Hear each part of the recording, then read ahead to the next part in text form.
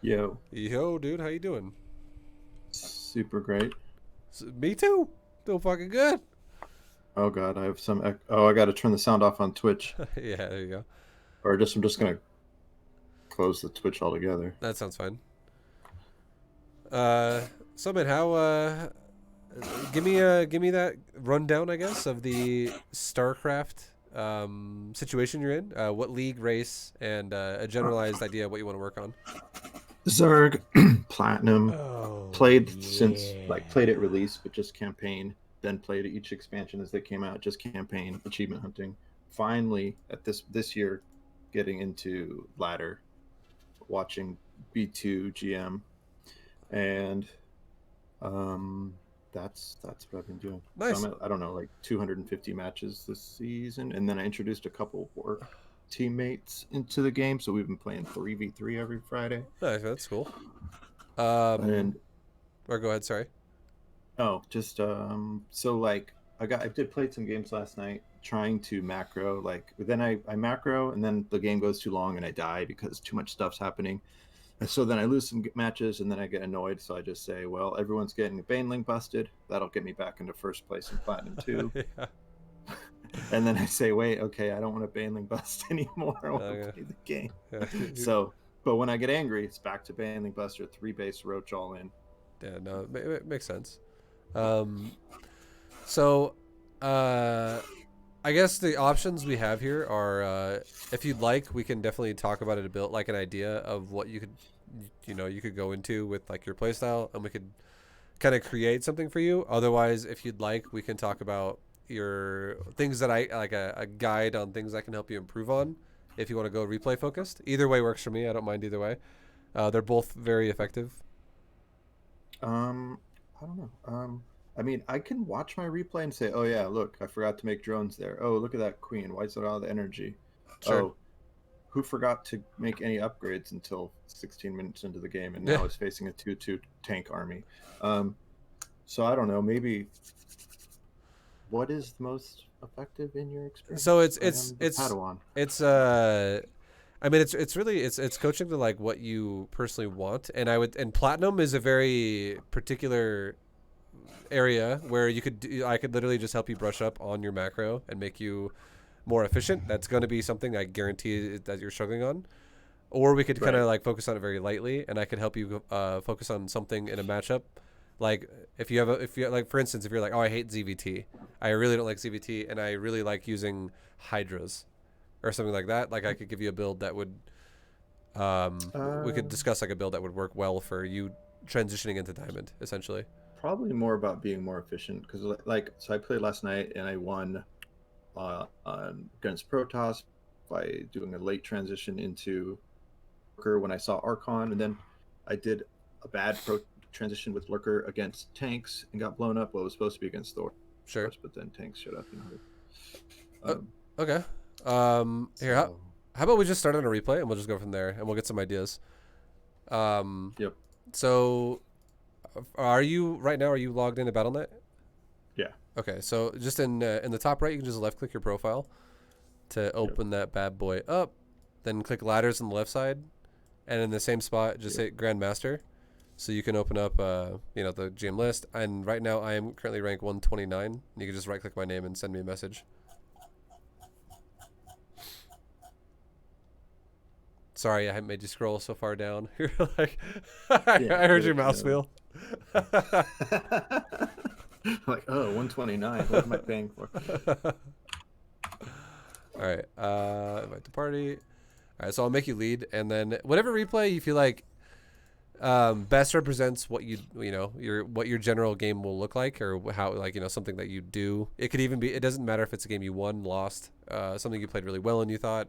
There's gonna definitely always be things I can show you to help you Okay. improve. So, you can't see my screen. Okay. So I labeled them macro loss to tank Thor, macro win with plus plus lurkers, win against tank all in, lose to a cannon rush. Oh, here we go. Lose a 200 macro. That one pissed me off because I was Sure. 200, 200, and then lost. Okay, we'll talk about that one.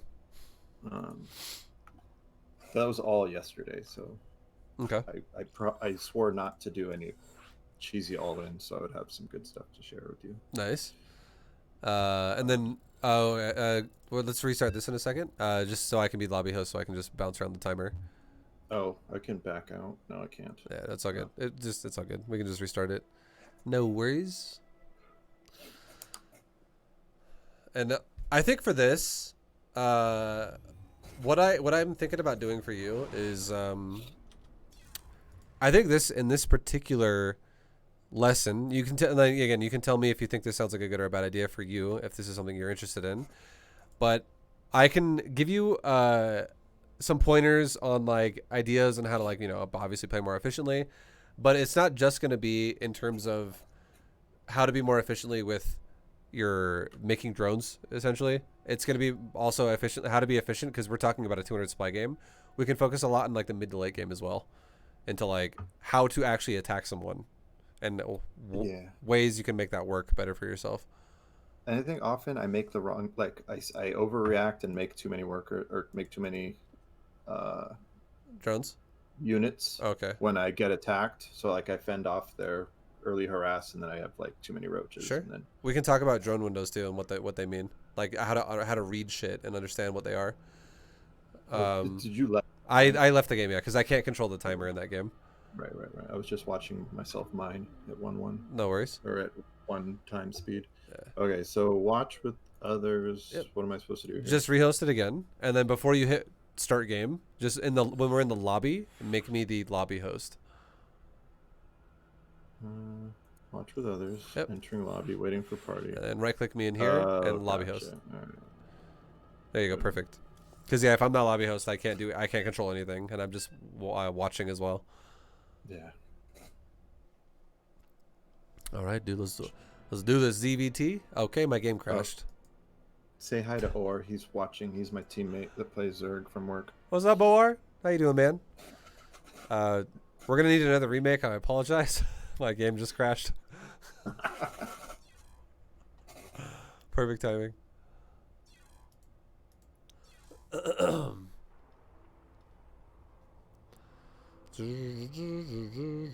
What race does your buddy play? He's Zerg. That's why he's watching. Okay, nice. Oh, and then we play with our other teammate, Ray, who plays as Terran. Nice.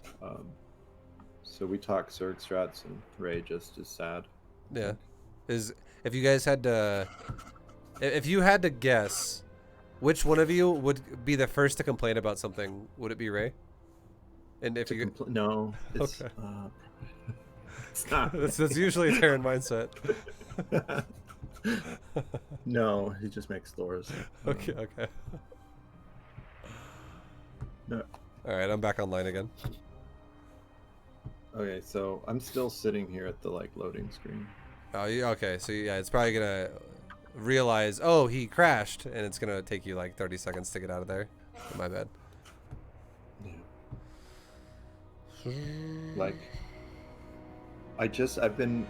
I'm through the Diamond videos. I'm in the Diamond 2 video. Mm-hmm. I've been intentionally not racing ahead, because then I'll just try to do fancy Grandmaster stuff. Yeah, for sure. It's that's the common misconception that a lot of people have when they're like, you know what, I can probably do everything now just fine, and now I'm gonna go ahead and add on a whole load of micro, and then it's like, okay, this is becoming a bit much, and I can't actually micro 5 control groups. Right. Well, I was already using control groups, but then I started Bronze to GM, so I just stopped using control groups until I got to. Yeah, that's good.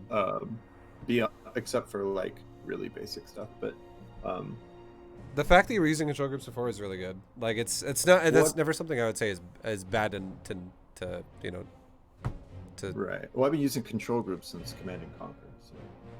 Yeah, it's something you're gonna do eventually. It's just one of those things where if you do use control groups, that's fine. If you don't use control groups until you're in high plat or diamond, that's fine as well. But yeah, it's just. I'm still sitting here on the screen. It'll probably kick over in the next 10 seconds. It usually takes a full minute for that shit to time out. But things like control groups, usually if I were to advocate, oh yeah, everyone use control groups, let's learn about that, and let's say anywhere between plat or below, a lot of people reinforce the thought of, oh, I micro then, and then it's like, no, you don't really micro a whole lot. But now that you're on the verge of diamond, you can actually start investing into it a bit more if you want to, because Okay, I'm Yeah. back. Okay, cool. All right, hopefully no crash again this time. No crashes. Yeah. Yeah, I've been defaulting to Ling Hydra Bane and then shifting out of that when I feel that I need to. Remote to lobby host. Are you liking Ling Hydra Bane a lot? Like, is that like your preferred composition? I think so. Okay, that's good. That's good. That's solid. If you want to, oh, you're gone now. There we go. Okay. oh, I don't know what's happening. I hit enter lobby and it's just like stuck on entering lobby now. Oh god, BattleNet. It says pending an invite. Maybe I should quit the lobby. I'm just gonna. Okay. It says you're here. No. And it's like time to. I'm gonna literally restart the game again really fast. It's like fucked up. Okay. This is probably the most legendary stream Yeah. that anyone has ever watched. Third time's the charm, dude. Holy fuck. We got this. It's gonna happen. Okay, who's left the party? Invite to party. No players to invite. Okay. I am now back on. And if you can send me another message, as we're out of the party now. There you go. Boom. I will make you party leader. And then you can host again. And hopefully this time it doesn't fuck up. Watch with others. Waiting for party. There we go. Now Enter I'm in. lobby. And lobby host. And I believe it's going to work. I feel it. Promote to lobby host. Okay. Fuck yeah. And it crashed. No, I'm just kidding. Shut up. Yeah, no, we're good. I think we're good. I think we're good. There we go. Oh. Okay, yeah, we're in. Okay. All right, we can finally start. Let's do this. All right, so ZvT, as you may or may not know, I'll just explain this really fast. The general theme we'll be talking about a lot throughout this is definitely going to be your larva. That is by far the most fucked up thing everyone does, where where they can mess up their Zerg gameplay. It's always in their larva. So I'm going to be watching that a lot to see if your larva looks good or bad. That's going to be the main thing for macro we're going to talk about. And other than that, we'll definitely, if I see something that looks messed up, I will 100% talk about it. But we'll see where we go.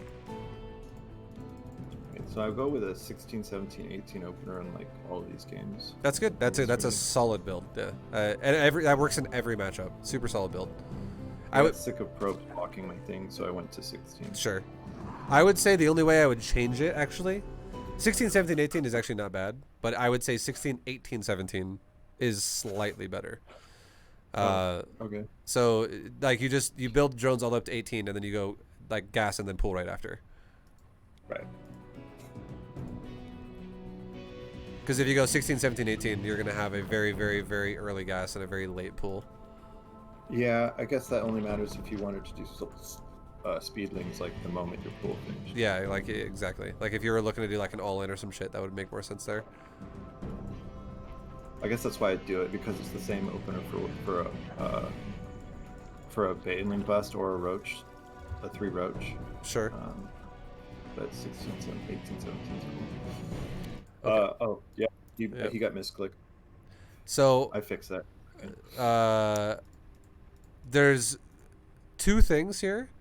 I mean, I imagine it was misclicked. That's not the biggest deal.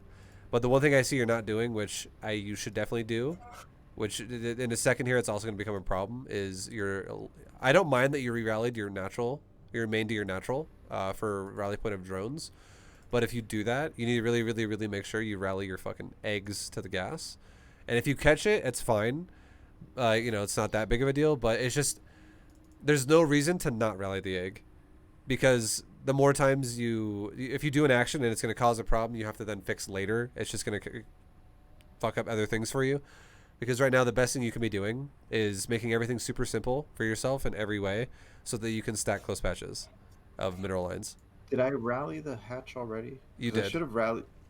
These drones are going to go to the natural if you don't fix it. Well, one does, right? Okay, so one is going to make. Oh yeah, they're both going to go down. No, yeah, that's just a mistake. So that's just a mistake. Because normally I go to 17 here, 3 on the gas, and then that 17th one, it'll go up to 17 by the time the hatch is ready. Yeah.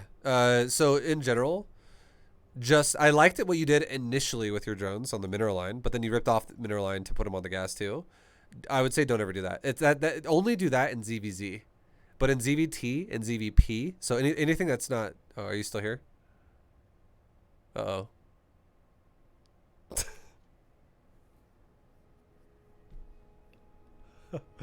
Oh no, dude. This is rough. Is it me? I don't think it's me. Oh. Oh, you back? Okay. Okay. Back. We're good. You're back. Okay, you were saying I like the way. Yeah. I was super excited. So that sentence finished. I like the way you initially saturated your mineral line, but then you ripped off. And I was gonna say it's good to rip off. It's good to rip off your mineral line in ZvZ, because of the fact of if your opponent has much faster speedlings than you do, and you get caught in the middle of the map, you could totally lose the game because of that. But in Zerg versus Terran and Protoss, don't ever fucking oversaturate your gas immediately and undersaturate your mineral line, because if you want to play exactly, yeah, let new drones beyond 16 fill in the gas, because if your plan is going to be to take a third, all you're doing now is slowing that down. Got it.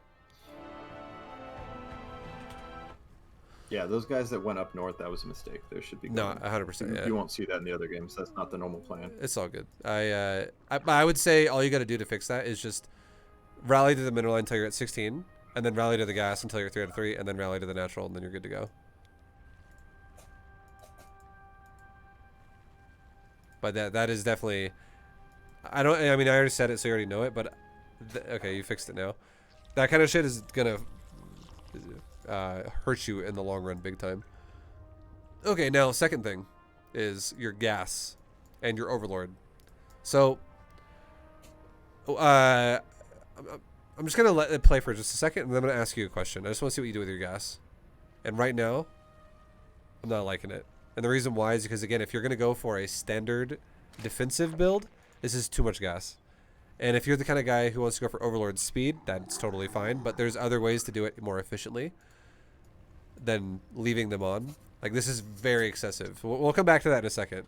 But now I'm going to back it up, and I'm going to go to your scouting, and I'm going to ask you, what do you... And I want you to hit number 1 on the keyboard as well. Or, you know, just so you can look at your vision only. So you're not actually looking at the Terran's base. And if you're looking at your overlord, and if this is an average game, okay? If, like, your overlord gets to a Terran's base and you see this so far, what do you feel like you need to do right now? What is the first thing? Oh, I send the top overlord up, and then I'm going to send Lings down looking for proxy racks, typically. Okay. And then this overlord is going to go see what the hell's going on up here. So when you say it's going to go see what's going on, you mean you're going to send your overlord from the natural up to his ramp? Yeah. Okay, yeah. Okay. I agree with that plan. I would say the only thing that I might change would be if you send Lings to go look for proxy racks, I would say only if you want to do that, only send 1. And also don't make that the priority. Like, if you do it really quick. Don't like shift click all around the map or something like that, because the overlord should be the priority, because you definitely don't want to overcommit your overlord and lose it. You want to pay very close attention to what you see on the ramp. Got it. And another thing I would tell you is, in the future, I can tell your overlord by the pathing line it took from your base, because I can see like the whole like fog of war revelation. Right. You clicked towards like the bottom-ish part of his mineral line, but like inside the mineral line on the side of where his command center would be. Like, it's like in between the minerals, like on the bottom a little bit, like around like the 4th one or something, the middle one. And that's a little bit too south, I would say. What you want to aim for when you scout at someone's base is you want to aim for the base of the ramp. Got it. So like, I'm sure I clicked on the mini map, by the way, if that makes a difference. Sure. Either way, like if you click on the mini map, it's a little less accurate. But you really want to. I would say it's really important, and you really want to scout towards the ramp, because now what this has done to you is I'm like 8 seconds away from finding out what I should already know. Your overlord should already be like a little closer to the ramp, and now the longer you take to figure out what's there, the more likely you can die to Marines.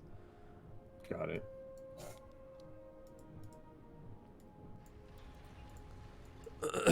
And then the second, like, even like I would say this too, you can tell if there was a command center there, right?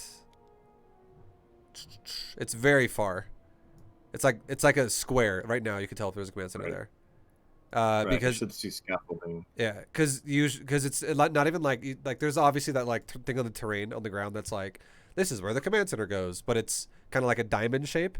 The command center would actually be poking out of the corners of that in the bottom right, and you would see the command center right now. Right. And then if you saw the command center, you could, like, either way, whatever you see, I mean, you could be going up too, but like if your overlord is already going up a bit more, you would probably see it more towards the right side of it rather than the bottom right of it. But definitely you just want to like tap that grid spot where like the command center would be, just to make sure if he is or is not building it. You don't need to fully scout the box here. And then you really want to get that scout on the ramp. Like it's so important. And like not only is your overlord taking a bad path, but it doesn't take a new path fast enough. And this is very much increasing the chances your overlord is not going to get a scout at all. So if we watch it, let's see what I'm just going to watch what your overlord does for a sec here. And now it's chilling. And then it goes up. Oh. Yeah, your overlord. I was afraid how long I was gonna spend there. Sure. No, it's okay. It's okay. Like it's understandable. I mean, you're doing shit at your base too, and whatever, and you might not have like the full sense of urgency with your overlord, but players in general will always punish you for this as you go higher in league, and your overlord should by now have already seen what is going to happen. Like you should already have full discovery, like is it a factory? Is it racks as well? Is it a reactor? Is it double racks? Is it a command center on the high ground? It should have already seen what's going on, and you could be evacuating your overlord already. So as you go into his base now, you see you're getting into his base as he has 3 Marines. That's fucking scary. He could totally kill this overlord if he wanted to. And then now, so we'll pause again here and say this. Now with what you've seen, what would be your... what do you think would be a good reaction to seeing what this Terran is doing right now? Given I can't run straight over, I now have to like leave the base to the right and then try to sneak around the side and see something. Yeah. Okay. So you're talking about just scouting more with your overlord then? Right. Okay. That's okay. That's I would say that I would say my opinion of what would be going on would be to be best for you would be, if I were you, I would probably send the overlord down to the cliff, below his natural, so you can sit there. And the reason why, here's why. If you have a second overlord, which we'll talk about in a second here and how to use it properly and how to make everything flow well, but if you have a second overlord, you can go into his main with a second overlord. But I would say if I were you, one thing I would be worried about would be a very awkward SCV pull, or I want to see when he takes a natural, because this bunker is not that indicative of having a natural. So I'd be very curious to see when he eventually does take it, because it's going to change how much you can drone at certain points in the game. And the second thing is if this guy has a bunker here right now, this is very awkward, and people who play very awkward tend to do very awkward things. And I would not be surprised, like if someone like this were to do something like pull fucking all the mineral line and just be like, time to go, with like a tank or a Thor that's proxied right now or something like that. Who knows? I'm sure when I saw that he had a bunker on one base that I thought I was going to win because of the way he was wasting minerals. I agree. At the time. Yeah, no, it's definitely not that great. So scouting wise, I would just say leave your overlord at his choke point so you can see what comes out of his base, and you can also see if he takes a natural. So over that cliff would be great. And then if you had a second overlord, now we'll talk about your second overlord really fast. Your second overlord should always be heading to the Terran's base the second you make your third overlord. I really like how you left your second overlord in front of your natural until just for the time being until your natural was done, because that helps you a lot at spotting proxy racks bullshit that could hit you early on in the game. So you're not just like, oh, he built a bunker there, I didn't even see it. It was built in Fog of War. That second one does a check mark.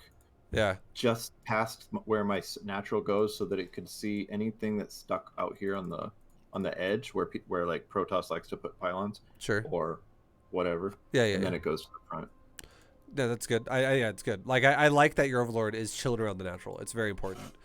But the second you start Overlord 3, not when it finishes, but when you start it, you should make a sequence where you go, okay, I just started Overlord 3, which Overlord 3 now can go to the front of your base in front of your creep to spot for like Hellions and stuff in the future. But Overlord 2 now, that was originally spotting for the building hatchery, should now go to the opposite side of the Terran's main from your first Overlord. So you should already have had your second Overlord heading to the Terran's base towards like the north side of his base. And if you were to send it out, like when, you know, ideally when you would have wanted to, it would have been around, like, I would say right about now, because you're about to start your Overlord and your hatchery is just about done. So this would be perfect to go to send that boy over there. Because if your Overlord, you know, if your first Overlord took about 2 minutes to cross the map, this second Overlord will probably only take like maybe a minute 45 because it's already a little bit further across the map as it is because it's sitting at the natural, not in the main. So you'd be getting across to the map to the Terran's base to scout the Terran roughly around just before 4 minutes, which is fucking perfect because around that time in the game, it tells you so much about what the Terran's game plan is. Whether they're going to tech all in you, whether they're going to go for third command center, or whether they're going to go for like what specifically is going to happen.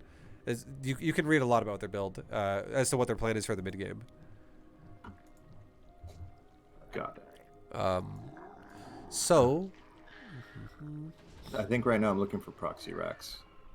That's what I'm doing. I would say if you do scout for proxy racks, definitely only do it with one Ling too. Because again, here's something I'd be afraid of if I were you.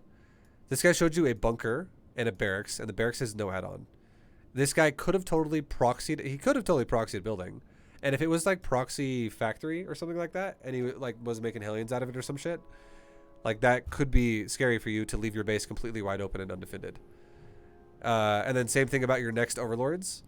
You're letting yourself be super unguarded in the front of your base. Like you're very fogged and you have zero information as to what's going on. Also, your third base is very delayed, and the reason why that's happening is because you're going for 2 base tech. So, and again, if your game plan is to go for Hydras, like Ling Bane Hydra, there's much more efficient builds than rushing your tech to 2 base on a layer. Alright, so you saw Widowmine, you saw a tech lab factory and a starport, you saw a command center, and you're backing off.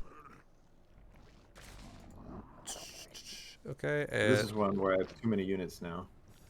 I would say I honestly don't think you do. Safety units now. You definitely don't have that many units right now, but I do think you definitely have a really bad economy right now. And the reason why that this is happening to you is because you're falling into this like problem that a lot of Zerg players do when they're like understanding how to develop an economy, and it's this. You'll be surprised that if you rush Hydras with just rushing your gas nonstop, and you never unsaturate it ever. You just leave gas on it the whole time, like your initial drones on it. You can make like your first like 5 Hydras, maybe like 30 seconds to 1 minute faster. Your first 5 Hydras. 5 Hydras don't fucking do anything, but by the time you get to like 20 Hydras, if you did a 3 base build instead, you could have had like 60 Hydras. It's fucking insane the difference it is. Oh, like the compound interest kind of thing. Yeah, like your economy right now being at 32 drones, you could be at 32 drones like 2.5 minutes ago. Like right now at 523, you should be around like 55 to 60 drones right now. Okay. And then you would also have had more larvae injecting on another base, so you could make more Hydras faster too. And here's another thing too, is a lot of people as well, a lot of Zergs in general, they think that this is also another thing that a lot of people get confused on, I would say. And a lot of people think, oh, well, what if my opponent goes air? What if they go air? And then how do I defend that if I don't have Hydras? Queens are actually better than Hydras defensively. Like 1 queen is the same supply cost as 1 Hydra, and 1 queen is actually cheaper than 1 Hydra, and 1 queen is like twice as effective as 1 Hydra. And the reason why is because a queen is tankier. A queen has no armor tag that will get fucked by any air unit in the entire game. The only unit that does bonus damage to a queen is a Archon, and an Archon's not even an air unit anyway, so it's not even the matchup we're playing, so it doesn't even matter. But no air unit in the game does bonus damage to a Hydra, or to a queen. And lastly, the queen is so much more tanky than a Hydra because it has passive armor. Hydras don't, and it has the ability to transfuse itself. So it's just stronger in every way. And the only downside to a queen is it's slower. But that's where creep spread comes in. So if you have a lot of queens and you connect all your bases with creep, not only can you have your queens be mobile defensively around your bases, but you can also spread your creep even further around the edges of your outside of your base and have your scouting information increase because you'll see just more of the map. So like there is zero reason why you would ever want to rush Hydras over queens. And if you rush queens, they cost no gas. So you can massively delay your gas. Like you can get Zergling speed and then just fucking stop. Like leave one drone on gas essentially and just have like the majority of your drones mining minerals. And what this does for you, if we talk about larva, notice how right now you have 6 and you have no inject on your main and you have a lot of energy on both your queens at your natural. You have 2 injects pretty much on one of your queens and you have like almost 4 injects on the other one. And then your main base has like 1 on each, soon to be 2 on each. Like you're missing some inject action going on here. And your third base hasn't been injected at all yet because it just finished at 6 minutes. Really like 6:15. But I would say this game already, you're just behind it by a good amount of larva. We're talking maybe like 30 larva already or like 25 larva. So what I'm going to do, what I want to do for you is I want to give you, this is where now that I'm seeing how you're playing this, I want to give you an example build. When this is over, before we end the lesson, I want to give you an example of like how I think you should play this. And like a build that you could practice yourself that would be fucking solid. Because we'll still talk about your in game and stuff like that and ideas about how you can play out like late game attacks and like moves and shit like that. But definitely your build right now, I'm just looking at it and your build feels like it's like 3 minutes behind. And that's something that's super easily fixable by just changing your build.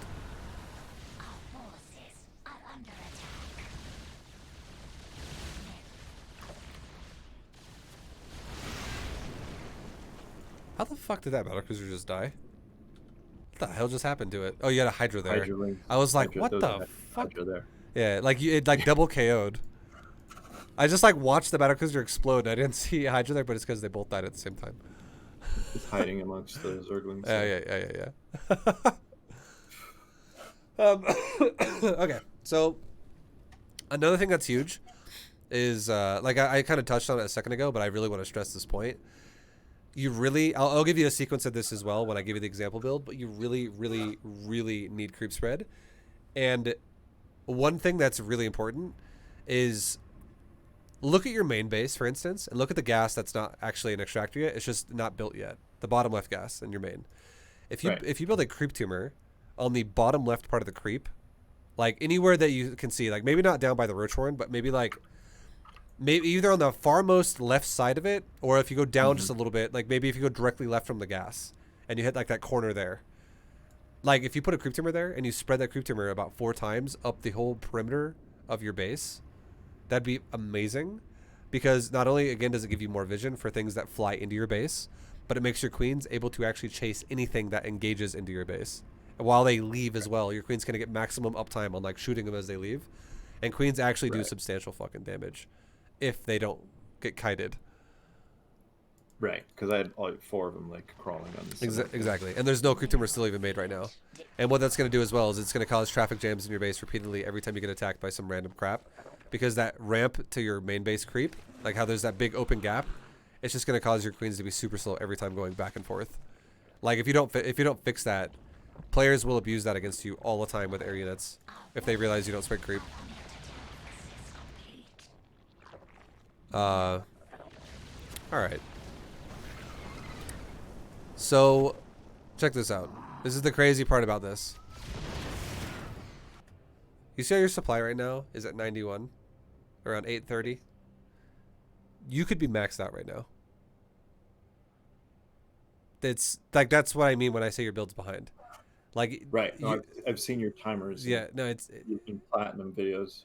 It's just fucking insane. And I'm telling you right now, just watching what I saw, the reason why this is happening to you is because I want to explain this concept, and I hope I don't make it sound convoluted. I hope it makes sense.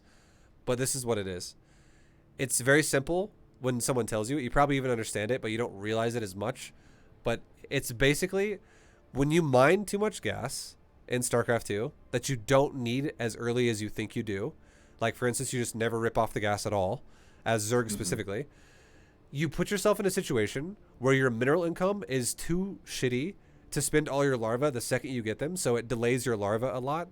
But on top of that, it creates the feeling of expenses you need to invest into, because you don't want to be like, well, shit, I have like 400 gas in the bank.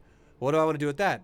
So you do shit like you make a layer faster, you make a hydrogen faster, and what these things do is it creates moments where you have to spend even more minerals, even though you're mining less because you're mining gas too much. You now have less to work with because you're investing into tech way too fast. And then on top of that, you're losing drones to build tech. So it just fucks your economy in so many ways when you do this kind of stuff. And it like each one of these things add up over and over and over and over. And it makes your build feel like it might feel like your build's okay, but the build, it just falls apart so fast if you don't maximize your money. So just know this. If you're going to do a 3-base build, the earliest that it is allowed and acceptable to resaturate your gas after you get Zergling speed is once your natural is fully saturated on drones. Okay. So you cannot take gas again until you're 32 plus drones. That's a yeah. Hell yeah. It's a done deal. 16. You listening, or no second gas? Yeah, and then you can take a second gas once you're there too if you want to, but yeah, definitely that's like you gotta fucking you gotta maximize that larva, because remember how we talked about larva efficiency? The fact that you have 15 right now is not good, and the fact probably right now not sure if I should be droning or building an army. Yeah, we can talk about that as well. Which is why I have changelings running, and now I'm trying to decide. Sure. Well, I'm gonna tell you right now, at 9 minutes in the game, anything's possible. Anything is possible at 9 minutes in the game. We can go back and look at this again in a second to like when you actually could read shit. But you gotta also realize the game is more confusing and harder to work with the more inefficient your build is, because the more inefficient your build is, the less supply you're gonna have, and it means that each mistake you might make at that point, we're talking like 7 minutes, 8 minutes, whatever. If you're still not able to be at that phase where you're fully kicking an army, I'm about to say this in a confusing way. I'm going to say it in a new way that is going to hopefully, again, not be convoluted and make a lot of sense, and it's going to be super understandable. There are 2 phases of StarCraft 2 in terms of economy build-up and army build-up. Economy build-up is you trying to squeeze out every drone you can as fast as you can with good scouting and good understanding of going, yeah, I can make drones right now. Yeah, I can make drones right now. Yes, I can make drones again. Okay, drones again. And the second you hit that mark you're aiming for, like whatever your build is, I would say in general for you, you should be aiming for about 80 to like 85, because that's just standard fucking good macro right there. Once you hit 80 to 85, you no longer have to question it and go, what should I make right now? It's always fucking army. So it makes the game much more simple if your build is solid, because you don't have to, like, the longer the game goes, if you're still at like 10 minutes in the game being like, what should I make? It means your build is so fucking off, essentially. Right. Because that's like, you should be done droning by like 7 minutes. Deal. Fucking deal. Hell yeah. Deal. So I hope that makes sense though.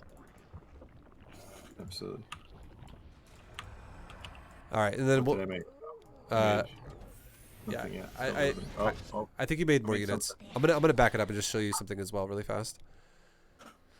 So, now here's how you can read a game a bit more. So you have your Lings poking around. You see a Widowmine there. You still don't see a natural right now. Okay, so I would say this right now: the fact that you have a fully saturated natural, and the fact that your opponent has no natural at all, you should feel like you're ahead. You should feel like the fact that your opponent still has no natural by 4 minutes, and you've had 4 minutes to, like, I'm not, obviously you haven't had this base since the second one of the game, but you did fast expand, and you have been saturating this base relatively okay. Like we know there obviously are larva inefficiencies and economy inefficiencies going on in your build right now, as we've talked about before, but the fact that you're a full base ahead of your opponent is definitely a good sign for you. That's a feels good man kind of moment right there for you. I'm sure I thought I was going to win at this point because he hasn't all into me, but yeah. and doesn't have a base. Well, I would say for you, what you should be worried about right now is you should be worried about tech, because if someone is going to one base you, and you're gonna do, it doesn't matter what you do. It literally does not matter what you do because you're just doing macro. It's simple. I'll explain it. Hopefully, it makes again sense in a second here. But what matters is what he's doing in terms of like with his economy investment, and the fact that he's not investing into economy. It means two things: he's either all-inning you, or he's teching hard against you. And if someone's going to all in you and not expand, they're going to attack you in a window of opportunity of early attack.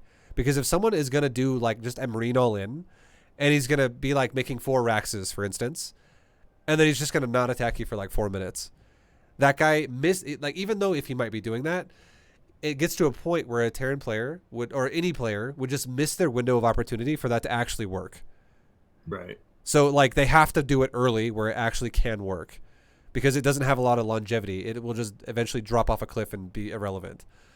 However, if your opponent does not, he does not expand and you have not yet been attacked, even if you don't even have all the scouting information that you need, like in terms of like what you see in his base, you can rule out the fact that he's doing a fucking weird like mass proxy racks all in right now, because he's not attacking you yet. So the window of opportunity is gone. And when the window of opportunity is gone for what he could be doing, it means he's doing the now obvious other thing, which is he's teching. And now you might not know what he's teching into, but you can, again, windows of opportunity. If he's Right. if I you do see the Starport Tech Lab at this point. no, for sure, like Why I probably had extra queens and a spore down. just keep in mind you should always make extra queens. That's not something you should make as a reaction to a starport. You should always do it. Okay. That's like that was more queens than I would typically have here. Like I would at most have 3. You should have about by the 9, time. like 7 to 9? 9, literally. Yeah. Like I would say 7 is good, 9 is super safe. And that's that difference of you'll be able to spend your larva. And the reason why you can afford 9 queens is because you're going to be taking a third base super fast, and you're going to be having drones be made constantly, and you don't want to rely everything on like making roaches really fast and making a layer really fast and making a hydrogen really fast and excessively making lings really fast. You want to make as many drones as possible, and queens are going to be your backbone, because the beautiful thing about queens is they don't take extra tech buildings and they don't take larva. And they're fucking amazing is what they are as well. They bring so much to the table. They bring transfuse, they bring anti-air and anti-ground, they bring creep spread. They're amazing in every way. They're like the most OP unit Zerg has in the early game, that is. So if you didn't know what tech he was doing yet, I would say you should already expect there to be a starport, most likely. And the reason why is because if this guy was going to rush tech to like Hellions, like factory-based tech, he would have also, once again, wanted to have attacked you by now. Like 4 minutes and just sitting there on factory would be kind of fucking not the greatest idea. So just this is a good mindset for opportunity. The longer somebody waits to harass you when they have a worse economy than you, the more likely they're investing into something that is cost efficient and not going to trade. And something that's going to trade is going to be like if he sends 4 Hellions at your base and then he fucking loses 4 Hellions and maybe he kills like 8 drones or 5 drones, or maybe he kills no drones. But something that's cost efficient is going to be a battle cruiser that flies in and focus fires down some drones and then teleports away. So the fact that he is not expanding, or that he's, it looks like he's teching to something, but he's also not attacking yet, it probably means it's pretty late now. He's going for something cost efficient. And lastly, I would say this. If somebody goes for a battle cruiser first, like we're talking like he just rushes barracks factory starport and then makes a command center, the earliest he can have a battle cruiser is beyond 5 minutes. Like we're talking like 5:20 or something like that, or like 5:10. Like it takes that long to make one. So you have you would have tons of time, and even if you didn't know he was making one and you just make queens, you would still be fine, because 7 queens can just destroy a battle cruiser. Like it's not even a close fight. And then if it was like a natural, like a normal build where a Terran goes for like a barracks and then a command center and then they go to a BC, We're talking like 6 minutes and like 15 seconds for a BC. It's like super fucking late. So BCs don't hit real super fast. But again, that's the cost efficient thing Terran could do, which is, again, if we're talking delayed Terran tech, usually means that kind of stuff, right? Right. So I like your scouting at his natural, trying to see what's going on. I am not the... Nice. Oh, what's up? Oh, we do get to see that natural is coming. Yeah, no, I'm glad you actually poked up the ramp. That was super good. I would say you definitely didn't need to stay there, because killing the depots is never going to happen, and losing Lings is just kind of a wasteful thing to do. It's not that... Do I really give a shit about it, though? Not that much. The Lings you just lost were pretty fucking irrelevant. It's just the concept was never going to work. I don't care that you lost the Lings. Probably A-moved that across the map and then went to click on it when I heard the alarm. Sure. I would say, yeah, if you think about like what's going to happen, it would just be, the idea would be poke up, go down the ramp. Just to see like the command center, for instance, and go, okay, cool. At least now I know he's prioritized all the way up to a starport first and then expanded. And he's not just going to do like a fucking double starport, one base all in or something like that. Or something random. So now you know that he has the idea of going for a macro game. And here's how this goes now. If you have an efficient build and you just make a defense that is going to be suitable to deal with what he has, if you defend what he has, you cannot lose the game anymore. You just fucking win. If you make an oversight, though, and you just kind of mess it up a little bit and he does some damage, it doesn't even mean you lose. It just means the game would balance out. And the reason why is because if someone in StarCraft 2 invests into an aggressive build and they sacrifice economy like crazy to do it, they have to get a certain amount of damage done just to justify that the builds break even. And then they have to get an excessive amount of damage done to justify that they're now ahead. And if you just make queens, you will not ever be behind. Like in this type of situation. And honestly, in general against Terran, it is literally never bad.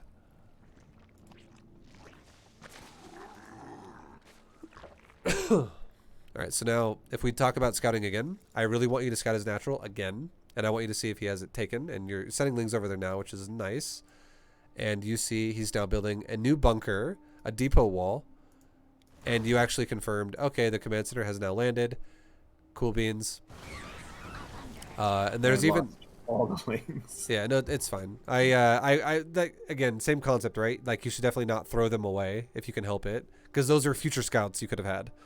That's really what they are. But at least you know he's got a natural.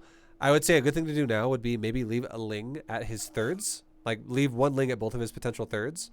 And you would want to get a final scout into his base around, like, maybe, like, 6 minutes. It could be through an Overseer or another Overlord, either way. Just, if you fly into a Terran's base around 6 minutes, a lot of times what that'll tell you is if the Terran is actually going to commit to bio or to mech. It's very common for a Terran to go into either one of those at that time. How many minutes? 6 minutes.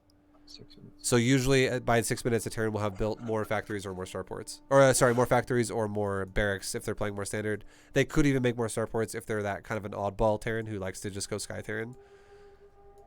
But yeah, 6 minutes is perfect. So your scouts would be initial Overlord, which is just as soon as it gets there. It's not always the same on every map, but it's usually around like 2 minutes.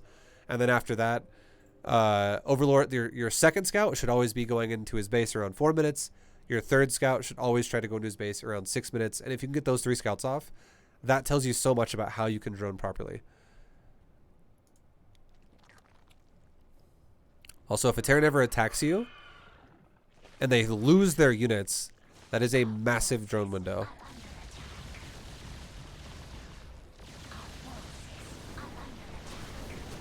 I probably started droning when I saw he had a second. You started, yeah. You just made 12 drones right there. But even then, you got to keep in mind that I'm glad you made drones in general, but you did that really late. And like if you, for instance, you just made 12 drones, but none of your bases are being injected, and you have you're starting to have larva again that's going to start building up, and we're going to see, like, I'm watching your larva right now, and we're going to see what you do with your larva during this fight. Yeah, you actually spent it for a moment there. That makes me super happy. You made hydras though, which is a little excessive. I had a battle cruiser, Yeah, so I exactly. have to overcommit to Hydras. That's Sure, the rule. exactly. Um, but yeah, like the honestly, I'm gonna kind of skip through this now, only because like I've kind of we'll talk about army usage in a second here. Then I'll give you an example build after.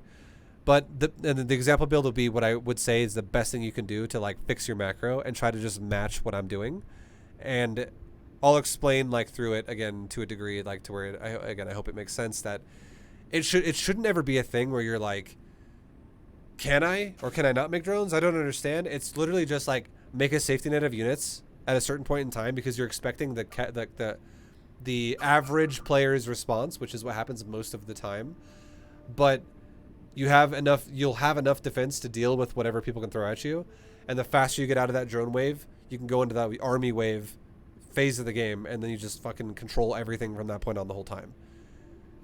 It's just getting you out of the habit of being like units, drones, units, drones, units, drones, which is not good for Zerg. That is the way you play Zerg, where you are just kind of putting yourself into a weird, almost like all-in play style. Right.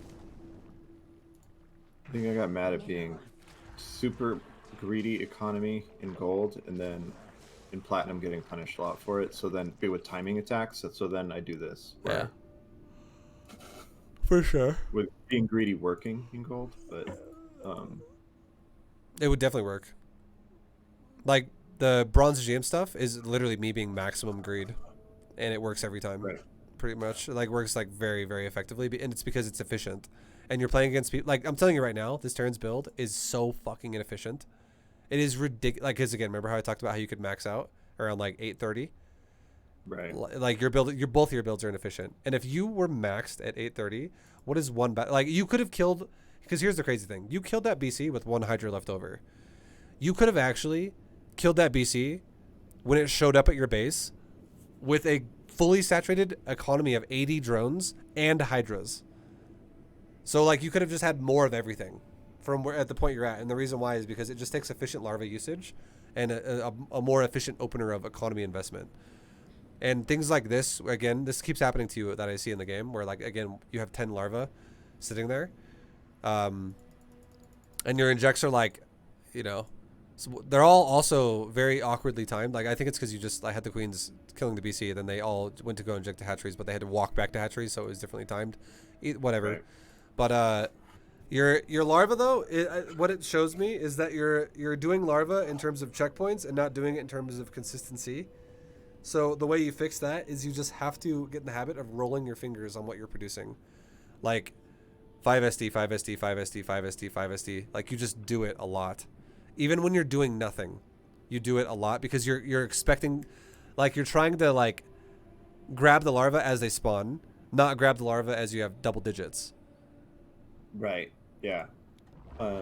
This is one I was definitely expecting to be attacked early, and then kind of wasn't. So then I was like, well, the attack's coming any second now, but And then it was like I just one really, BC. yeah, I just really wanted to keep in mind too. You have to really understand this, because if you don't understand this concept, the longer it takes for you to believe it, I guess. Like I'm not saying you don't believe it, but I feel like experience is the only way you'll experience this. You'll start to realize it doesn't matter how people attack you if you have efficient macro.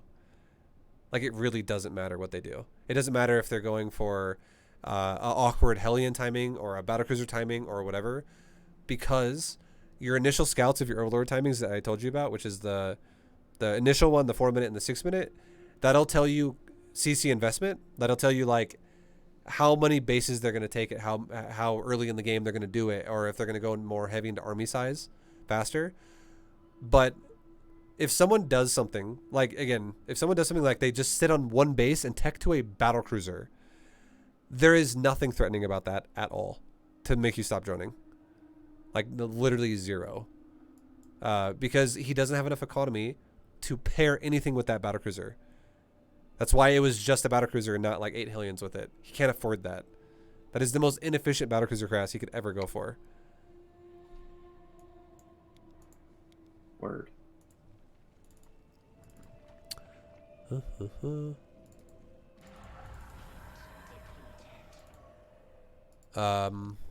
And also, if I ever say anything that ever like, you know, if it ever like is like not it's not fully making sense, by all means you can tell me, and I can try and you know, reiterate in a way that it might make sense. I understand, because everything you've said is things I've heard you say in the videos. I think my girlfriend who sits next to me and listens to me here, you know, watch them on my iPad in bed, could repeat them to me at this point. Okay. Sure. She says she always say, "Stop scouting in silver." Okay. She has no idea what that means because she doesn't play it. She's Sure. That's fine. Yeah, nice. All right, we're gonna definitely speed it up here. So at this point now, all you should be doing is again getting to that fucking maxed drone phase as fast as you can, but you're kind of stopping around 60, and you're maxing out on 60. So it again just inefficient. Simply put, you're not gonna develop as much of a bank as you'd like, and you're gonna have money problems in the future if you take fights and you lose army. Now going back to where you fought the BC. Right here, what you should be doing right now is you have the camera. Oh, down the bottom. Yeah. It does like what I'm the big thing you need to do as well, if you're going to talk about how to learn how to control a mid game, is you should be scouting for expansions. No longer do you have to scout through his base and be like, are you building new command centers in your base anymore? It doesn't matter anymore. That is now irrelevant. You're beyond that stage of the game. You're now in the next stage of the game, which is now where he's located, essentially, on like more like parts of the map. You should be having Lings check how many bases he's on. Like, where are you at? Are you in the bottom middle, or sorry, the bottom left? Are you in top middle? Where is the Terran? How many bases does he actually have? And this tells you if you should or should not launch attacks at the Terran. So if the Terran is on 4 bases and you saw, okay, there is a base in top right and of near his main, and then there's other bases as well around it, and I am maxed out, I should totally go right now because I'm maxed and the Terran is not super defensively fortifying his base. He is trying to expand further and further, so I will contain him, and I will make sure that I always have a superior economy and he has an inferior economy to me, so that he will mine out of his bases. As if you look at his main, for instance, that's mining out. Look at his natural, it's starting to mine out. I have it. There we go. Okay. Yeah. Yeah, I had the wrong vision showing. That's all good. It's just, the point is you want to starve him out. You want to make sure he doesn't have any fucking, like, you don't want to just give him the world, essentially, be like, yeah, you can do whatever you want.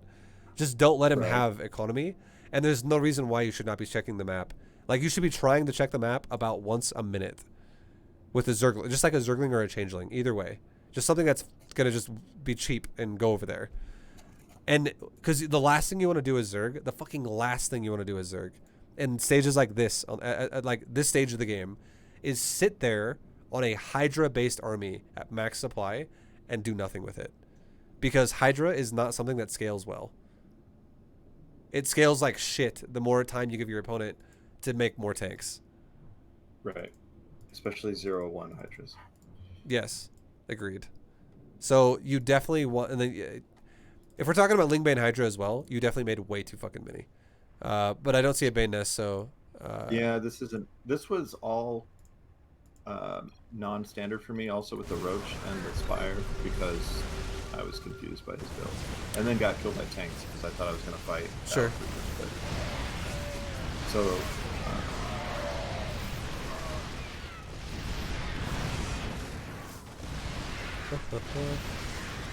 right, so I wanted to get his tank, so I ran around backwards. Yeah. But I would say the way you took that fight was okay. It was the way you could have done it a little bit better would have been 2/3 on the top, 1/3 on the bottom. And the only reason why I don't say 50-50 is because the debris on the bottom of the ramp there, where his Marines are right next to you right now, that would have been really awkward to engage into with 50% of your army in that little tiny choke point. But if you send about 1/3 down there and 2/3 up top, it spreads out tank splash, so that the tanks don't get as effective shots. And it also increases the size of your concave, so you get faster kills with your Hydras. But you still, like, I would say the choice you made there to go all the way around the top and wrap around the back of the tanks, that was not bad.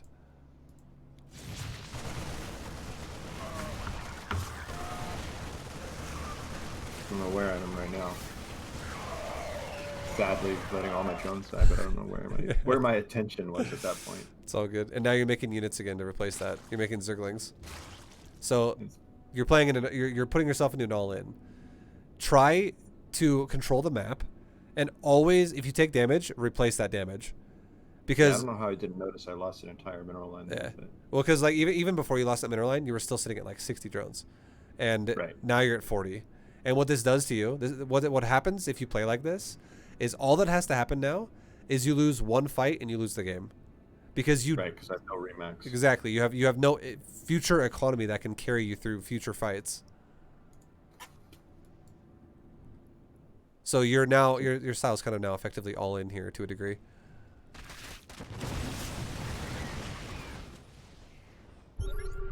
And again, what looking for third on the bottom. Yeah. What you should be doing though is you should definitely be scouting before you move out, because you sent your whole army to that base, and that is a terrible idea to do that. There is no reason why you can't send and I know like it's overwhelming, and you're like, I got a lot of shit to do right now, dude. But if you can just send one Zergling, just one Zergling, on both sides of the map to I thought I had a counterattack if he didn't have because I killed his army, so I thought he might have 0 army, but he turned out not to have 0 army. Sure. But if you were to send like one Zergling on the top side, and you were to go, oh, there's a planetary there, and you were to send one Zergling on the south side, and you were to go, oh, look, there's an army there. There's a fucking new CC there. Think about this, okay? This is how you could attack this. You could literally grab like 16 lings, okay? Just like 16 lings, and you could put them. And now this is when, if you're used to using control groups, you could use control groups here. This is a control group idea. Or you could send your corruptors, okay? Even better, you have corruptors that are fucking useless right now. Use your corruptors. Here's what you could do. Corruptors go in group 2. Everything else go in group 1. And here's what you would do. You would put your main army to the expansion that is not in the very top right, but it's like one to the left. It's on the high ground expansion on your side of the map, on the top middle of the map. Right. You then wait, and you send corruptors to the other side of the map, to the base you just scouted. Because again, we're talking about if you had the information with the 2 lings that you scouted with, so you knew there was a planetary where that was, and you knew there was a building command center where it is, and you grab your corruptors on the bottom left side of the map, and you fly up, and you start pissing all over that command center. And he brings his whole army down to stop those corruptors. Guaranteed he would. People in Platinum League do this shit all the time. People in Diamond League do this shit people literally in Masters League do this all the time. You just get his attention and start peeing Corruptor P all over that base. And you don't panic. You just wait until he comes to defend it. And in the second your Corruptors see his army and you go, oh, look, he's defending this base now, you immediately go engage with your Ling Bane Hydra army on the top side, and you go bust open the planetary. And you go, and if you for whatever reason don't kill the building command center, that's okay. It's not the end of the world. That's not what your game plan is. Your game plan was to pull him down to the bottom side of the map so you could push the top side with your Ling Bane Hydra to where you can kill a planetary that has 0 defense. Right. Because the worst thing you can do is never actually push and pull your opponent, and then just randomly flip a coin when you attack them and go, I hope you're not in the right spot at the right time. And if they happen to be in the right spot at the right time, you're like, wow, that was a good defense.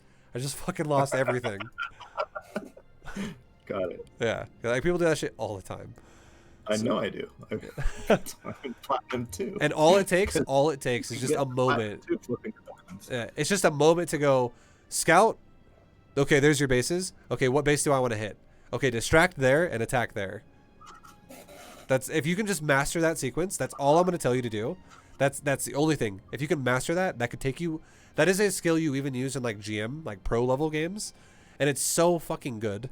And it's so easy to do once you just kind of like get used to going 1, wait, 2, attack, 2 back up, 1 attack. That's it the whole time.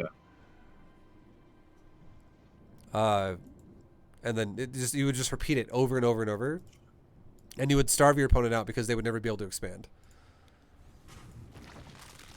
I actually am vetoing the 3 maps that have the easiest to defend thirds, because that's what I like to be able to do if I have a good economy.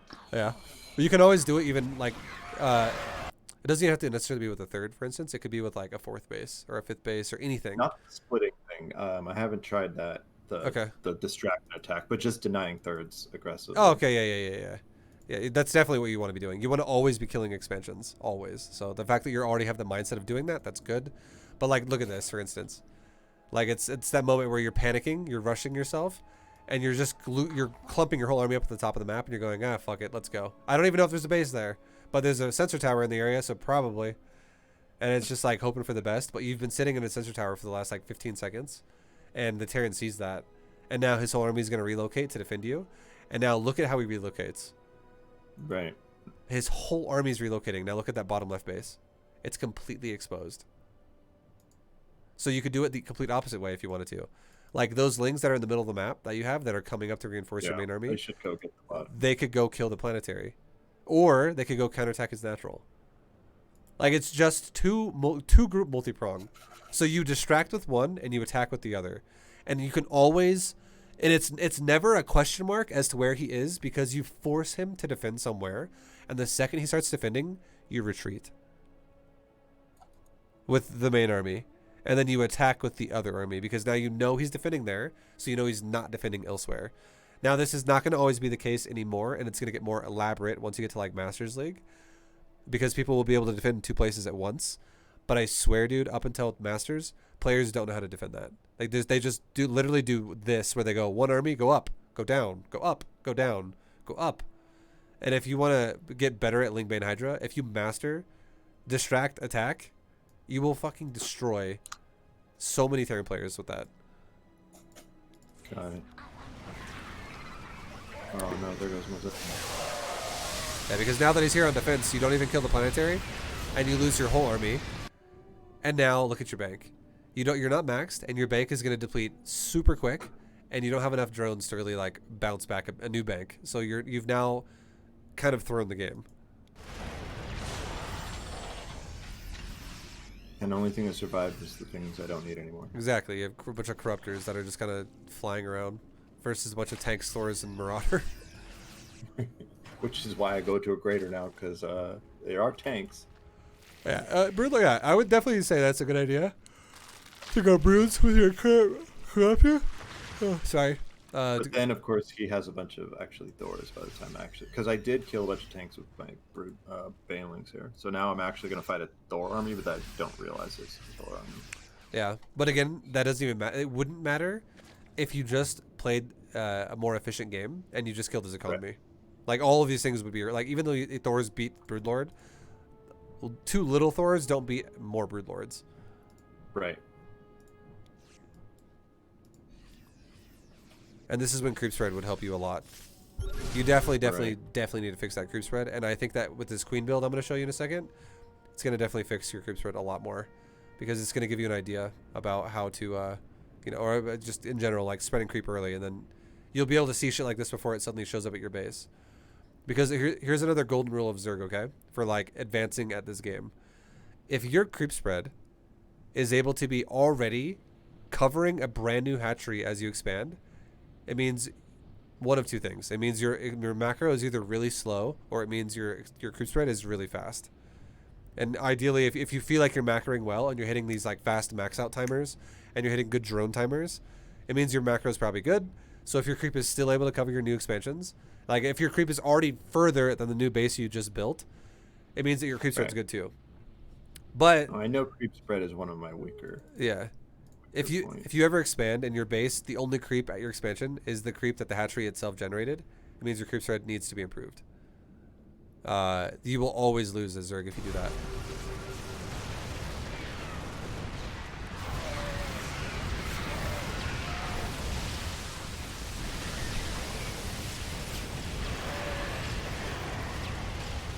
Alright, and you'll win that fight because he's got like only Marauder really, and you killed a couple Thor that were there. He actually multi-pronged your base though, which sucks. Yeah, because he took a base with like 8 Marines. Yep.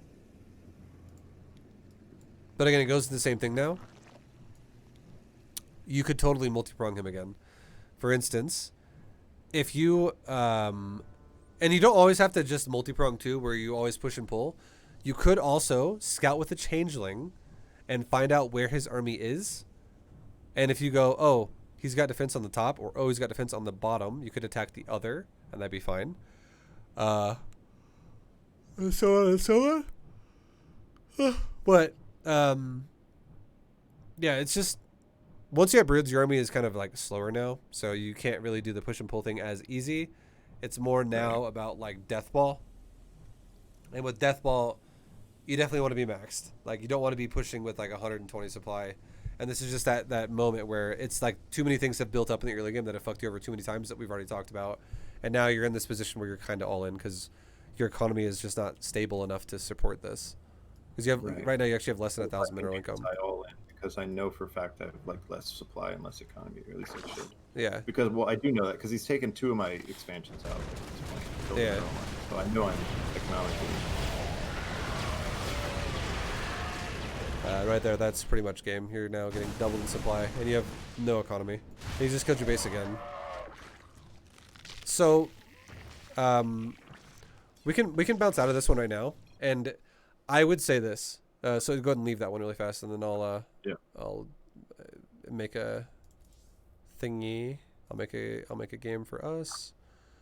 But one thing I would say is you can definitely go back and listen to this lesson again later on whenever you want to, and listen to the ideas we've talked about throughout that last game, which has definitely been a lot. But now, really try to, I would say the most important thing about the lesson will definitely be what's happening right now. This example I'm going to show you, because if you can mimic this example yourself, you're going to fucking win without even having to think about what you're doing. I like not thinking. Yeah, I tried to like make you critically think about a lot about last game and understand shit, but now just know a lot of your problems will go away if your macro's better. And I'm going to give you an example of what your macro could look like if you just mimic it with a build that is literally Ling Bane Hydra. I can't see you online, by the way. Oh, I'm online. Send me another message and then I'll invite you to the game. Or am I like hiding my online status? It says you're offline for an hour. I show myself as online. I'll send you a message. Or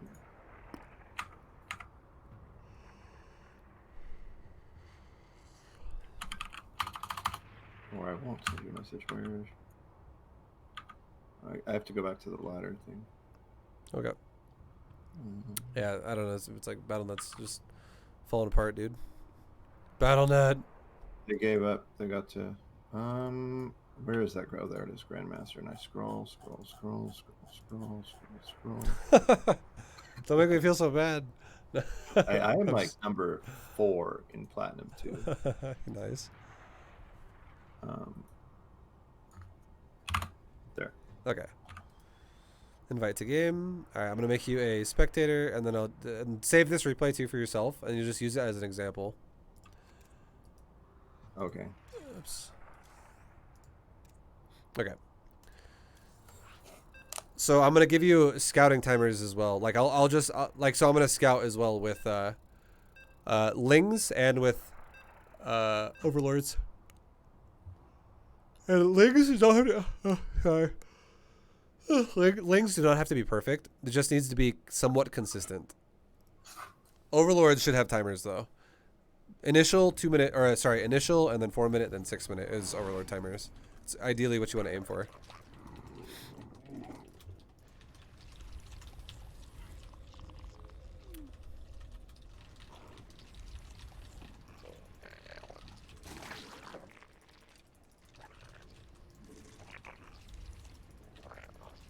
Is this the 16, 18, 17? Yeah, I can do that. Yeah, 16, 18, 17 is all good. So I was opening a notepad. But I guess I'll just have the build order in the game. Yeah. Good.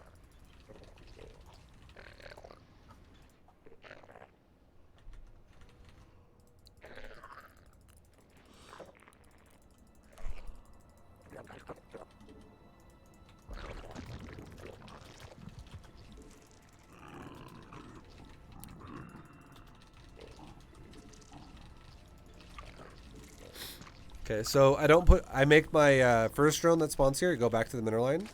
So I'm making sure I stay on 16 out of 16 on this mineral line. And the last 2 drones that just got made, they will make then gas, then pool. And I will never take one of them off the mineral line again. And now I'll just rally my hatchery to the gas. Or you can rally the eggs to the gas, that also would work. And you could rally the hatchery to the natural mineral line, that's fine too. Just make sure you rally the eggs if you do this. And then we're going to make one more drone again, and we're going to go to 20 supply. That way, the reason why this is important is because this helps us avoid getting fucked over by a Reaper. The drone will get to the third base before the Reaper is there to block it, which is very helpful when a Reaper is preventing your third from going down. Now we just started an Overlord, so I'm sending my second Overlord across the map. Right. Back to the side of the main. Before even knowing before the first Overlord's gotten there. Yep. Yep. Now I'll make 4 Lings, because our pool just finished. We made 2 Queens. You're a beautiful soul. Thank you very much for your dragon. Appreciate you, man. What's up? Sorry, what's up? Definitely don't make thirds that fast. Yeah, no, it's super fucking quick, man. We make it around 30 supply. And now, so we got Zergling Suite started. We spent all of our larvae. We have 0 larvae now, and we're just banking up our and then you resources. 2 drones off gas when you started the right at 100. Like you pull them off in the 80s or the 90s, so that you can just hit 100 and then you're good, and you only have 1 on gas then. Our first queen in our main will inject. Our first queen in our natural will tumor, and then I immediately start another queen. I always inject first. Yeah, you for a third base to properly defend it, you need to inject or to spread your creep at your natural. Got it. And now we can also spread overlords around like we kind of are here, so we can see in front of our expansions, so that we don't get fucked over by a like Hellion run by. And now I do a second creep tumor at the natural, so now I'm just spreading creep all over the place. It's going towards my third really fast. And now I have another queen starting at my natural, and then the next one just popped out, injected, and I have another queen started immediately. Now look at our speed, it's about done. So now around 40 supply, speed's about done. We're gonna make another round of lings. These are safety lings. We're gonna make about like 8 or 10. So 8 or 10 lings or 8 or 10 larvae spent on lings, like five eggs. Got it. Okay, and now we can go into inject, spend all of our larvae again, and make queens again out of our natural and our third. And now we can take another queen that we just spawned out of the natural and have it go put a tumor like towards my main. And keep in mind, this is the crazy part. You were at 80 supply at 8 minutes. Just keep that in mind. That's the difference of the build. Of how, like, this is just what greed can do for you. Yeah, I'm just scared of 2 base timings. Exactly, Yeah. and we have queens to defend it, and we have ling. We can always make lings if we need to. How many queens do you have right now? 1, 2. We have 6 queens right now, and we're gonna go up to 8 in a second because I'm making more again. Like, creep spread should be what makes you feel better against timings, by the way. One of the big signs of a Zerg player who's afraid of timings is a Zerg who does not spread creep, because I see so much of the map already because I'm just spreading creep. Right. Okay, and now let's go ahead and make a Bane nest. And let's go ahead and make all of our gases all at once. And the reason why is because we're already fully saturated on all our mineral lines.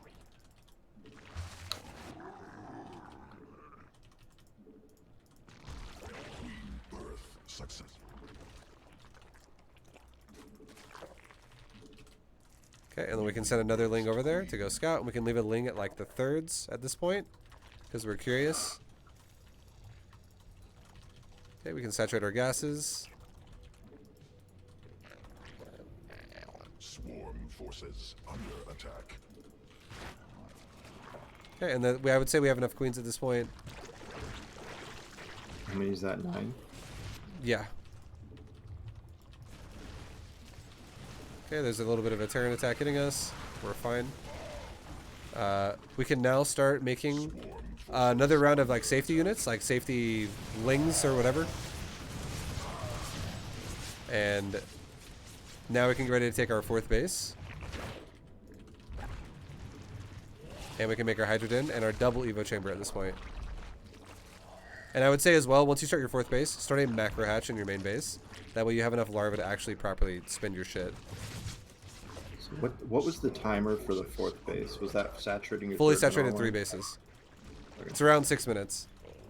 Like right around 6 minutes. Okay, so we have I never did a straight line Do you do that always, or is that when would you do that? Don't worry versus- about don't worry about that right now. I would say build the bases wherever the fuck you want to build them. That is one of the relevant things that you should not worry about yet. Like you'll be, as long as you macro, you'll be fine wherever you put it. Generally speaking, the way you would want to put your base setup is straight lines are better versus drops. More triangle base formations are better against people who are not going to go air. That's usually how it goes. So just ask them what they're gonna do. Yeah, exactly. Okay. I need this Baneling skin. Evolution. Yeah, it's a Cerberus one. Swarm forces. Okay, so I kind of skipped the Overlord thing, but just remember, I'll say this: 4 minute plus 6 minute Overlord scouts, so you don't forget, because we were kind of talking and I kind of just spaced it. My bad. Right. Okay, so that second Overlord, that's what I thought you were gonna. When you said to put that there, it's gonna turn into a yeah. later. If it dies because you scout with 4 minutes and it dies, you can always make another Overseer and then scout with that at 6 minutes. That's fine. Just make sure you try to scout at 4 and 6 if you can. It'll help give you so much information. And now we have, and once you, well, here's the crazy thing too. Once you have your macro hatch and your 4th base done, Swarm forces send your queens under attack. that are creep spreading. Send a couple of them back to inject. So now I don't just have 3 queens injecting. I have 5 queens injecting, which is substantially fucking massive for larva. How does it work? How efficient is it to use 2 queens on one hatchery? It's not What is good. the- And 1 queen properly fully utilizes 1 hatchery. If you have 2 queens, all it does is it queues up larva injects that you have to wait for anyways. That's what I thought. Alright, and now we're gonna max out on Lings. Mineral cluster expended sequences. And 8 minutes. at this point, you know, we're scouting the map with Mineral field our shit, exhausted. essentially. And our composition, like, we're scouting the map with, like, a Ling, essentially, and we're gonna, like, look for where he is. And if the Terran's, like, super defensive and he's just on, like, 1 base, you could, if you're not ready for the multi-prong yet, you could just, if you hit these max timers like this, you could just ram him. Make sure you inject in the process with, like, 5 queen injecting. Make sure you don't Right. stop expanding. That's super important, too. Don't let yourself get caught up in the moment where you just, like, don't macro anymore. Forces And then go into just remax. Because, like, for instance, if you look at my base right now, I'm maxed out, but how much larva do I have to fall back on? Right now I have like 20, One. and it's going to keep going up pretty fucking fast. So I have the ability to remax like crazy with this much larva in production. Like now, look at how much larva do I have. I have like 34 or something. 35. Yeah. Like, it gets insane really fast. So I have... What if you ever? So you're going about 20 Hydras and then like 3-to-1 Ling Bane. Yeah, I would say... Yeah, like 20 Hydras is great. And then like 1/3 Bane, 2/3 Ling would be fucking super good. mineral cluster. Okay, so you could afford a few more Banes. than And what you yeah, have now. and a good trick in this would be... Do you have... I got a question for you. Do you have your keyboard repeat delay on faster, or has it never been touched? It's on what you tell to set up in the Okay. video. So a good idea then to get used to, just to like understand, like, okay, well, how could I do this quickly and efficiently? If you just select your Lings, one way you could do it is if you have a whole control group of like everything in group 1, you could just hit 1 tab and it goes to Lings because it initially goes on the Hydra, or you could just Right. straight up click the Lings. But if you hold V for 2 seconds, or hold Baneling hotkey, which is E for you probably, for 2 seconds and let it go. Just 2 seconds. Count it in your head and watch this, okay? I'm going to count 2 seconds and let it go, and we'll just see what the numbers are. So right now, how many Lings do I have? I have 112. So if we want to get about a third Banelings in this shit, we want to get probably like 35, roughly. So I'm going to hold this down for about Field depleted. 2 seconds and let it go. 1. Oh shit, okay, I hit the wrong button. I'll do it again. I hit like 2 keys at once. Okay, so 2 seconds. Mineral 1, cluster 2. expended. How many Banes did I just make? I just made 30. Oh yeah, there's a delay. Yeah, I see it. Yeah, so it doesn't matter exactly. It doesn't have to be like you need to be an exact 1/3. It doesn't have to be that ridiculous. It just needs to be in the range of what is around there. So if you make 40, that's fucking fine. If you make 32, that's fine. If you make 29, that's okay. If you make 7, you definitely need to make more. Or if you make 100 fucking Banes out of 112 Lings, that's probably a little excessive. You know what I mean?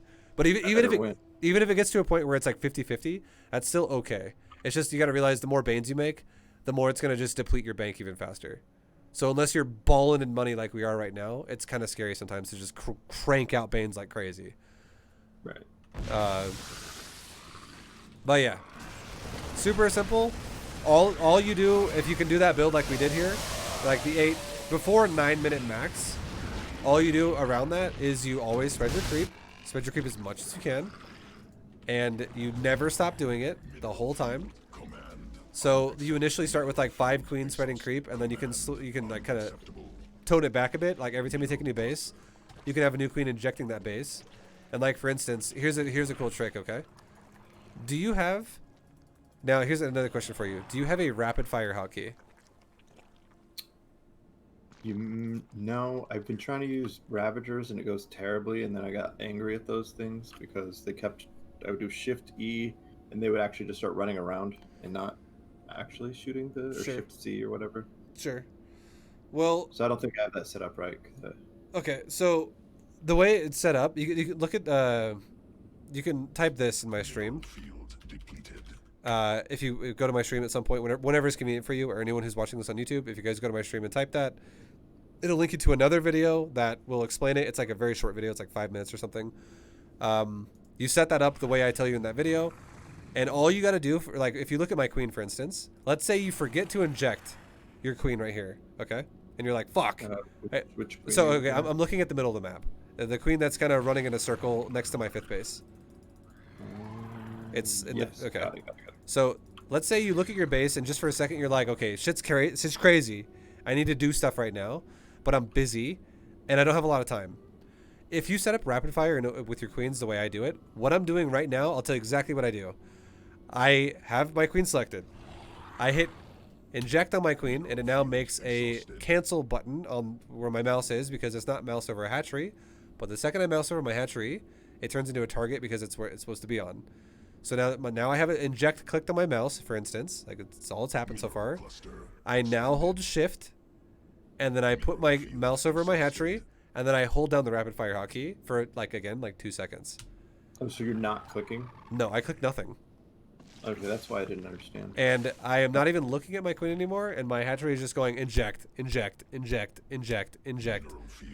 And now, for instance, if for like now anyone who's watching the stream or when you watch this in your VOD, I'll do this to every single one of my bases, and look how fast this can happen. Okay, this is getting not just 1 inject per hatchery. This is doing injects at every hatchery we own, which is 6 hatcheries. So 6 queens, full energy, all injecting 6 hatcheries. How fast can we inject all of these hatcheries? So I'll start in the main and I'll just do it. Okay, so inject, inject, natural, inject, 3rd base, inject, 4th base, inject, 5th base, inject, and now I'm no longer touching shit, and I'm just moving my camera around, and every hatchery is just getting mass injected. And now I have about 100 larvae that's going to spawn over the next fucking 4 minutes of this game, because they have to pop off, pop off, pop off, pop off.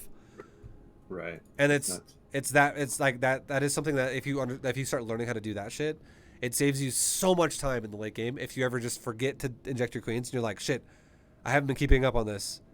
How can I catch up really fast? Like that took me all of like 8 seconds to inject all like 6 hatcheries with 6 queens, and that was literally 8 injects per queen. Mineral cluster expended. So that's 48 injects I just did right there in about 8 seconds.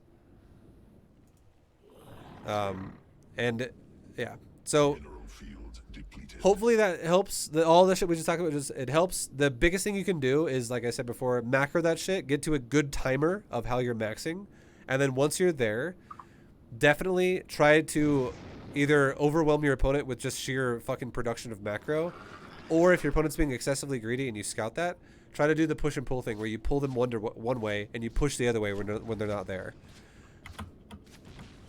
If you can start practicing that a little bit, that would help you a shitload. And the last thing that we didn't do in this game that I would highly recommend you do to incorporate in this build as well make an infestation pit, go to Hive, get 3/3, get adrenal glands, and make an Ultralisk cavern. And then you can start incorporating a few ultras into your army. Like we're talking like 5 ultras or 6 ultras and stop. And then go still same like 20 hydras, make a bunch of lings, 1/3 Bane, 2/3 ling, and like 5 ultra. And you'll feel like you've run people the fuck over. What are your upgrade timers? You should be 3/3 if you're doing it really well. You should be 3/3 by about 13 to 14 minutes. Okay. Mineral field depleted. So you should be starting 1/1. So, and I'll say it really fast just so you're not confused. First 2 Evo chambers start when you start your Hydrogen, and Hydrogen starts when you're fully saturated on all 3 of your bases. So the Hydrogen and Evo chambers and 4th base and macro hatch all happen at the same time. Got it. And That's then easy because it's one timer. yeah, and then you make 1/1 as fast as you can, and you're going to be on layer tech for a little bit because you're going to be making Bane speed, Hydra range, Lings and Banes and Hydras. You're going to be making all these units in this part of the game, and then you're going to still be like finishing off drones for your 4th, and whatever happens, like sometimes trades will happen there as well, things like that. But then as soon as you start 2/2, remember to start Infestation Pit at the same time. Okay, 2/2 pairs with Infestation Pit. Okay. And then try your best to check your base like 30 seconds after you make the infestation pit or around there. It's 36 seconds exactly for the build time. But try to make the hive as soon as you can when the infestation pit's done. Okay.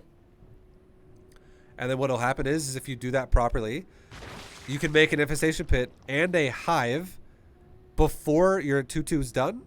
And then it'll be very close though. And then you can start 3/3 right away.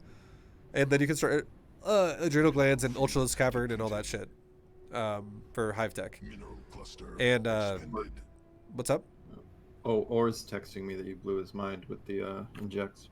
Yeah, no, it's like rapid fire injects are fucking crazy. But it's what's it called? If you do upgrades like that, you should be 3/3 around 13 minutes, like 13:12, 13:20, 13:30. It really depends on just how fast you were at maintain. Like if you missed any moment, it's going to obviously delay it a little bit, but just after 13 minutes is going to be really, really, really good. Geyser exhausted. Mineral. All right, man. Any final questions before we wrap it up? Nope. I don't think so. All right, dude. Well, I wish you the best of luck in all this stuff we talked about. I will definitely be sending you a VOD tomorrow on Discord privately, so you can go back and watch the YouTube video whenever you want. Just for like refreshers, because I know it's a fuckload of information constantly being thrown at you the whole time. Right. And then last thing I would say is I highly recommend you, as soon as this replay is over, save this replay with a name so you don't lose it. Like call it like example build or some shit. Right. Okay, cool. And then I would say spend the next, however long it takes you. I can't give you a time frame because I don't know how fast you're going to improve because I don't know how long you play. There's so many factors there. But try your best to just mainly focus on, can I max out before 9 minutes? And if you can't, try again and try again and try. You could do it versus AI as well if you really want to. That's fine. But then if you can max out before 9 minutes, that's really good. But then start getting to a point where if we go back to 9 minutes in this replay and look at so I'm going to leave it too, so it's not going to be excessively long. Go back in the replay and then at 9 minutes, look at my production when I max and how many count, or you don't have to count, you can just look at the structures tab and see how many creep tubers I have. And now try your best really to be like, okay, can I get as much creep as ViBE can by 9 minutes? So it's going to be like then balancing creep spread in also with your macro. And if you can do that 100%, you're not going to be platinum anymore. Guaranteed. You will be fucking diamond. And then once you can do the creep spread pretty well, and once you can do the macro pretty well, then really start worrying about push and pull techniques with micro and shit like that. Yeah, exactly. Make vipers. Get vipers like crazy. And if you follow that system, I would say, like that order of that process of order, you'll have probably the fastest level of improvement. I'm saving the thing so I don't lose it to the 800 other light shade LEs. Yeah. All right, dude. Well, Awesome. Thanks. dude, thank you, man. I appreciate you doing a coaching lesson, and I hope it helps as much as possible. And I hope you have a good holiday season and a good rest of your day, man. You too. Merry Christmas. All right, dude. Take it easy. Much love. Bye. All right, guys. That has been a coaching lesson with our boy Shank. Thank you very much, dude. Appreciate you doing it, guys. If you guys enjoyed the lesson, please don't hesitate to go check out some of our videos. I have lots of them all over the place on my YouTube channel. Also tons of replay analysis stuff and tons of bronze to GM stuff. There's a hair on my nose. But yeah, guys, thank you. I will see you guys in the next one, and until then, have yourselves a wonderful night. Have yourselves a wonderful day. And I'll see you guys next time. Peace, everybody. See ya. Happy holidays. Later, guys.